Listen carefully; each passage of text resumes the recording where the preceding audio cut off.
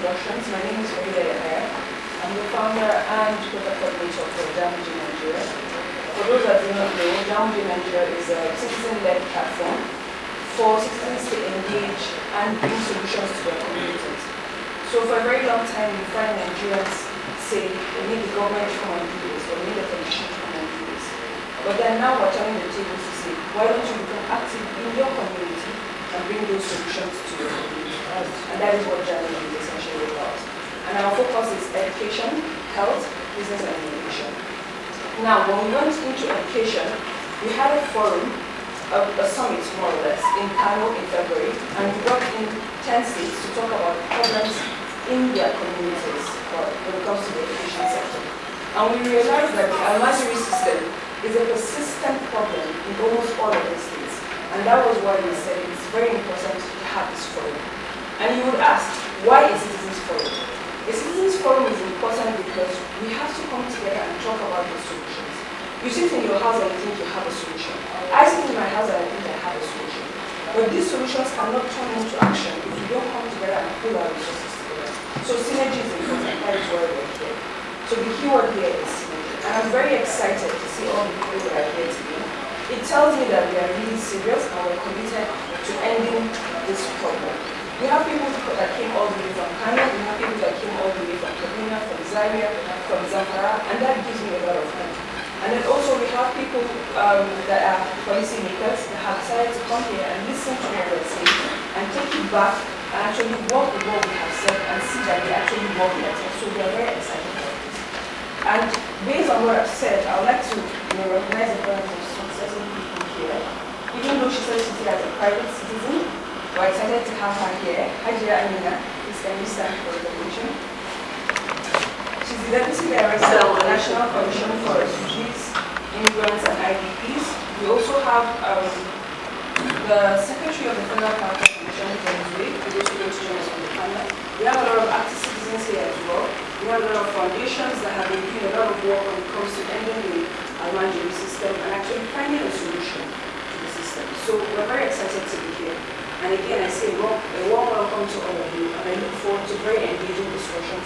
Not just talk, but talk that will actually turn into action, and a commitment that will actually make us move forward as the generation that is ready to build ahead to this problem. Thank you very much.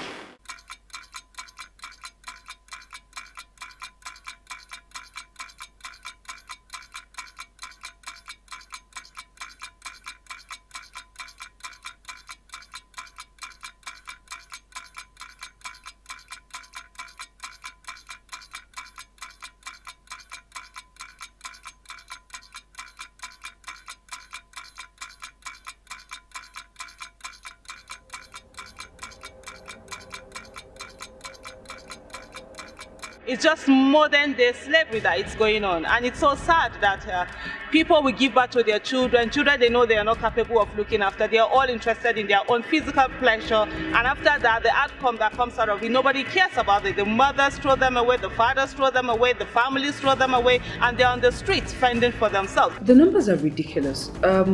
The latest numbers we have as of 2015 is 10.5 million. Now we're in 2017. I believe the numbers are even more. And the reality is that the numbers might not even be accurate. So we're looking at more or less. Now, if you take that number and look at what that number can do, if they are weaponized, I don't even want to think about it. When we look at our recent history with Boko Haram in Nigeria and what happened with the Northeast, I do not want to imagine what can happen if we do not take this seriously.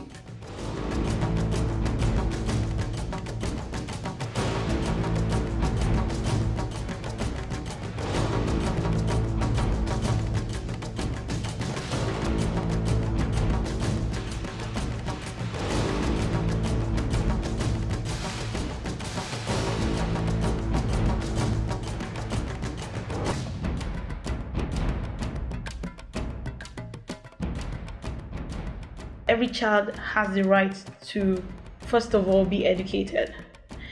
Every child has the right to live in a loving and caring home. Every child has the right to be protected by the state. Now, these are three things that have failed in the Almajiri community. I've read so many stories where these children, they don't even go to school. Even the Islamic school that they promised them to take them to, some of them don't even attend. It's a system that should have been working, but then it's been abused so much to the point that it's not working anymore, and it's been bastardized. It's taking advantage of young children that should be in their homes, that should be nurtured to be the future of the region and this nation. Young kids, the age of 5, 6, 7, have been dropped in Maiduguri here in their thousands. They have no parents, no teacher, no guardian, nobody take care of them. We have failed as a country to actually protect children, which has affected them on a larger scale, even above the Almajiri situation. Yes, they are all encompassed in the same thing.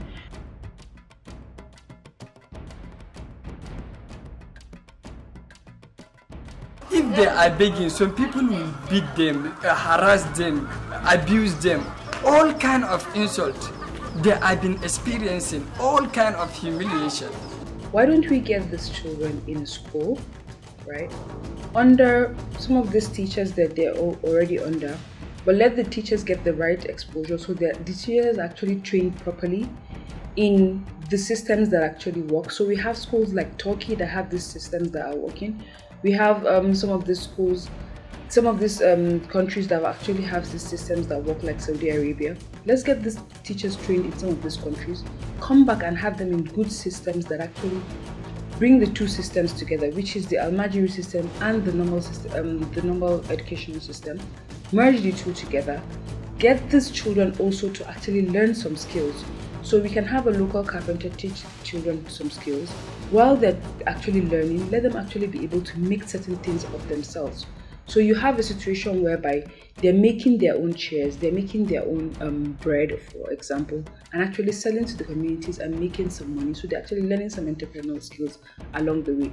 These are some of the solutions that I've preferred, because that way you know that they're not just actually going out to beg, they're actually selling and learning some skills along the way.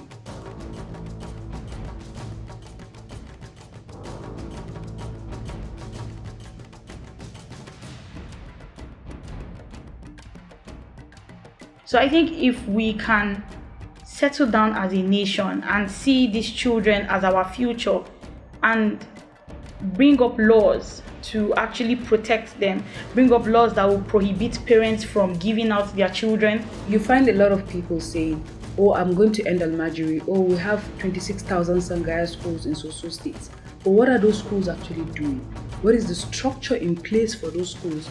Not just for this governor, not just for this government, but for the next 50 to 100 years. If we do not do anything about it, it will all come back to haunt us. And it's something that we all must together work on and ensure that every child is taken out of the streets and into school, because that's where they belong to. If we do not do that right now, the children that we are spending so much money on to get them educated will not be able to have a good life, because those other children, today we call them Almajiri children, we ensure that they do not have a good life, because these are children that face that get the most hatred in any way. When they come near us, we're looking at them with hatred. We don't annoy us, we don't want them near us.